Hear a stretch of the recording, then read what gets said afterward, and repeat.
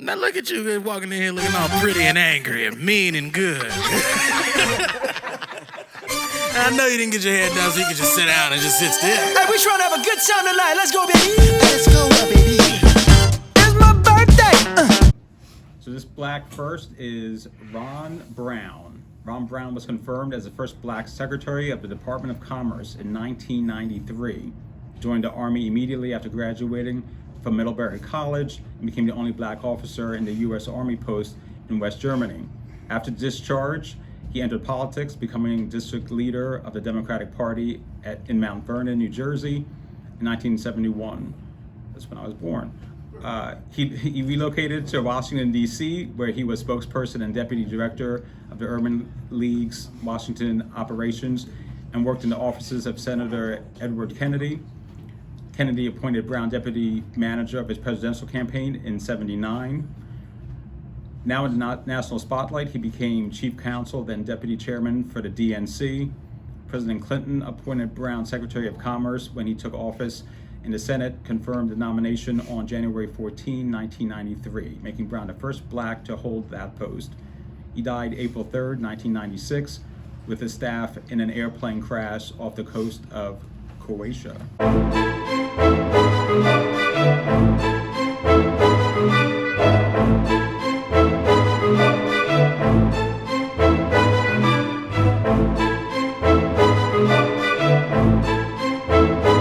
So the next thing I'm interested about is the January 6th Commission. The reason I'm saying that is because should we have an investigation to see what happened? I mean, we all know what happened, but the fact that a bunch of people, a bunch of Republicans are against even just having an investigation to understand.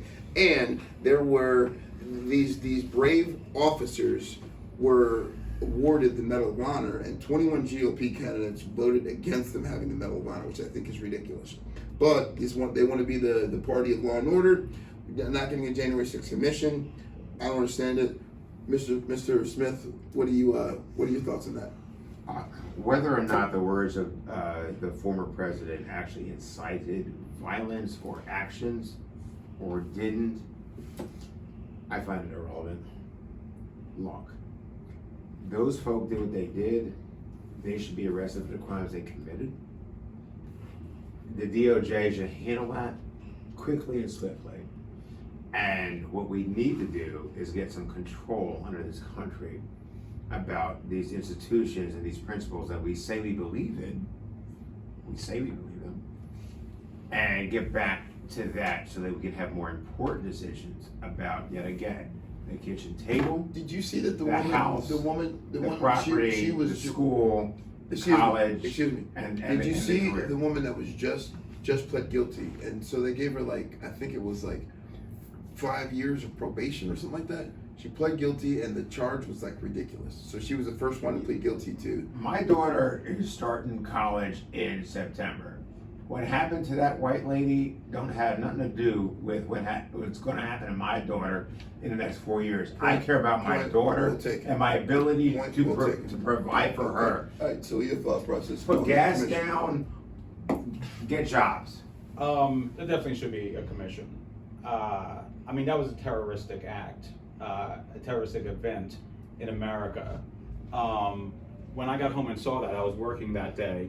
I mean, my phone, the notifications were going through the roof, but when I put it on the news, it was surreal, because you only see this in other countries, in third world nations, is I think the general consensus. So we do have to do an investigation on how it got to that. But that said, and you and I talked about this before, Ryan, one thing that Kellyanne Conway did correct, and I think, and Bernie Sanders tapped into it too, because I thought everything was fine. I gotta be honest with you. 8 years of Obama, I mean, I knew something about the Tea Party, but I didn't think it was that dramatic. They sensed and knew how angry Americans were. And to this day, that caught me completely blindsided. I know there was still racism, and even worse, the rich people, many rich people want to oppress and make sure you keep your $8 an hour job while meanwhile CEOs are getting 15 and 22 billion before their tax bonuses or their stock bonuses. So I was not aware of that, and I'll be one. If I'm the first human to ever say that, I'll be the first human to say it. But I didn't realize how angry people were. And it's funny, when I tour the state now and I talk to these people, you know, they're still mad.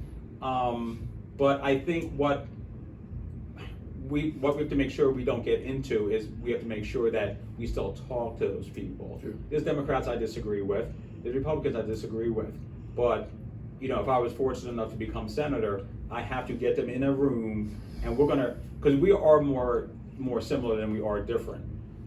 If I put 150 topics down, all of us together, we won't go 150 around the table or 80 on things we agree on, but there's 20, 30, so we need to at least work on those. But I think that, you know, there needs to be an investigation. I am curious how, I would like more information on how that happened. But just like they investigated Katrina and how that fell to pieces, and 9/11, you know, we have to make sure, just like COVID, you know, there's going to be another something. I mean, obviously this thing now we're on D+ or D and we went to D something. We have to make sure that, and we have to investigate why we didn't have a plan in place to protect. I mean, your job as any politician who wins, your number one job isn't to go golfing 400 times a year. It is to protect the people, and that includes people on both sides of the aisle. And I think that we need to definitely investigate that. And it's not out to get Trump. It's not about that. I just want to know exactly how this transpired and why.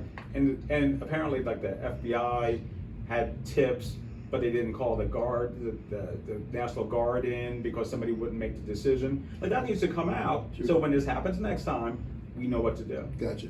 Okay, This is stop, no, I didn't time out.